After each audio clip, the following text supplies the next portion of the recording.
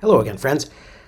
Now, I have mentioned that I am putting together this web text or interactive online self-paced course in American history that I'm hoping will find readers and viewers and people interested in kind of studying and learning a little bit more about American history. And that maybe some of them will even be willing to contribute to support me in this ongoing work. And actually, I have had some pushback from some friends who have said, well, why would I want to really contribute to this when it's really not as relevant to me as the New York Times or the Wall Street Journal or the Washington Post or the Guardian or whatever news periodical they subscribe to. And that was kind of an interesting pushback for me, and I had to think about that a little bit. I think that there is a difference between subscribing to something like the New York Times that produces news, something that's ephemeral, that's very much in the moment, and that may or may not ultimately turn out to be relevant and important to our understanding of the world in the long term. There is a place for news. I think it's also kind of weird to think that somehow the New York Times has set the bar on what the value of the content that people create ought to be. I think there are plenty of other ways of valuing stuff. There are books, there are courses, there is all kinds of other media that has a different kind of an economic equation to it than just I'm going to pay $1 a month and no more, damn it, to subscribe to this website. And so that was one of my initial reactions. But this pushback did also kind of challenge me to think about what it is that I think I am doing that's adding value here. Why should people subscribe to my version of an American history course? And my answer to that generally would be the same type of thing that I try to do in my classroom in front of students. And that is to talk about things that you may not know about history, or sometimes to correct things that you may know about history that aren't quite right. Really? So I'm focusing on things that are wrong about American history? Really? Hasn't there been more than enough of that with Howard Zinn on the left side, and then with Lies My Teacher Told Me and other books on the right?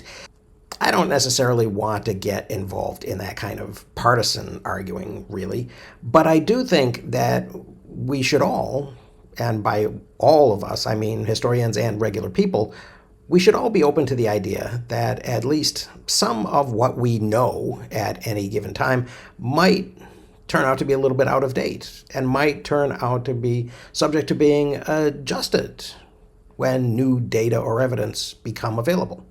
But also that our interpretations of the past especially often change dramatically.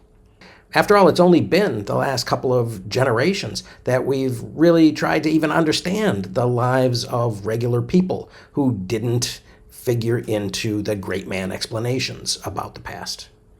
And then even more recently, a recognition of the changes that the environment induces or influences in history. Environmental history is even more recent than social history. And so I'm continually trying to improve my understanding of the past by adding both new data and new details to the things that I understand about the past and the things that I talk about when I teach people about the past, but also new interpretive frameworks. And I will be continuing to add this to the web text on an ongoing basis as I learn more and integrate new data and new sources, and especially new primary sources, into what I'm doing. And I think that is a huge advantage of this being a web-based text that I alluded to in the past, but I haven't really gone into great detail about. But to get back to this question of, is there a compelling reason for somebody who already maybe has an understanding of history to pay me some type of a subscription to look at this stuff? And one of my friends actually did say that he would be unlikely to subscribe, especially because, as he said, I'm planning on asking more than some of the other subscriptions that he pays for, such as the New York Times. And I was a little bit disappointed by this, but I did also take it as a challenge to articulate how and why this content might be worth more than the New York Times. First, I hope it's going to be much less ephemeral. This is not going to be news that you read today and then wrap fish with tomorrow. So in that sense, it hopefully will be a little bit more timeless. But hopefully it will also be timely in the way that New York Times content often isn't. It's rare that newspapers can take the time to dig deeply enough to understand the past that contextualizes the news of the day. And I don't think that I want to necessarily draw straight lines between stuff that's ripped from the headlines and history, but I do think that people can learn a little bit about the present from looking at the past. Additionally, I think that the stuff that I'm going to be talking about is going to be interesting. And I think it will add information that you may not have run into in the past. And it will certainly add details that are tangential that you might not have taken the time to pay attention to when you first learned American history, whether that was 2 years ago, 5 years ago, 25 years ago, or 50 years ago. Now, having said all that, it might not really be possible for me to charge full-on course-style fees for a web text. But maybe I can make it something with levels, where the content that I provide might have some type of a one-time contribution associated with it. Or maybe a little bit more of a contribution if people want to access a shared hypothesis social annotation experience where they get to interact with other people and maybe with me about the content. And maybe another level where it actually becomes a course with a cohort where I do live things and additional things above and beyond all of the content that I'm going to provide. So maybe there will be kind of a full-on course in the future. And maybe also I should make it a kind of a pay what you can type of thing, or a pay what you want based on how much you're actually going to use it, how much time you're going to spend with it, and how much value you think you're going to get from it. Maybe I should say that I think this is worth as much as a decently produced book, something like $25. And if you're going to use it like a book and listen to all the sources and watch all of the videos and follow all the links like crazy, then maybe if you can afford it, I would appreciate some type of support in the price range of what you would typically spend for a book, maybe $25 for a year's access. Why do I say a year's access? Well, one of the reasons is that I have to pay an annual fee to keep it available online. It's not really the same as a print book that you can hang onto on your shelf forever, unfortunately. And I've bounced back and forth about the idea of whether or not I should ever try to make a print version of one of these interactive texts.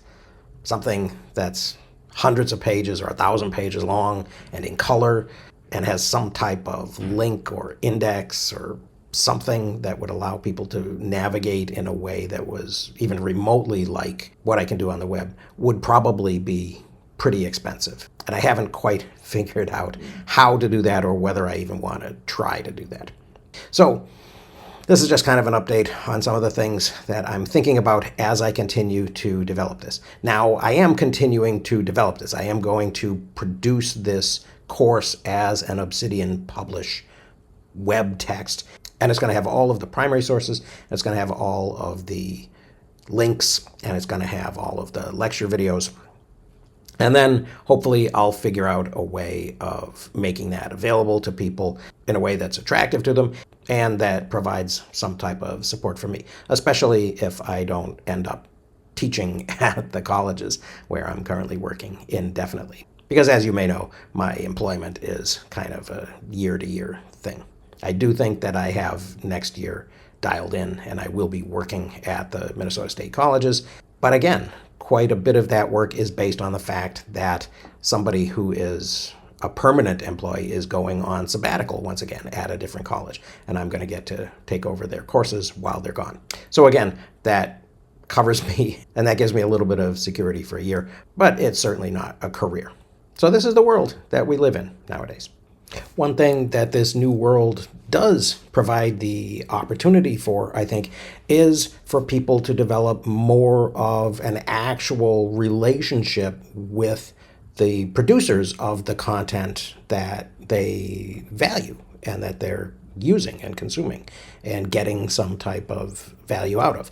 And so, unlike the old situation where you just turn on the tube and whatever it was that the networks decided was good for you was going to be beamed to you, supported by ads that you didn't really have to think about. This is a new and much more kind of intentional relationship that people are going to hopefully want to have with the people who are providing content that you think is worthwhile. So I invite you to think about participating more actively and more intentionally in that process. In any case, I hope you found that a little bit interesting. Thank you very much for watching. I will see you again very soon.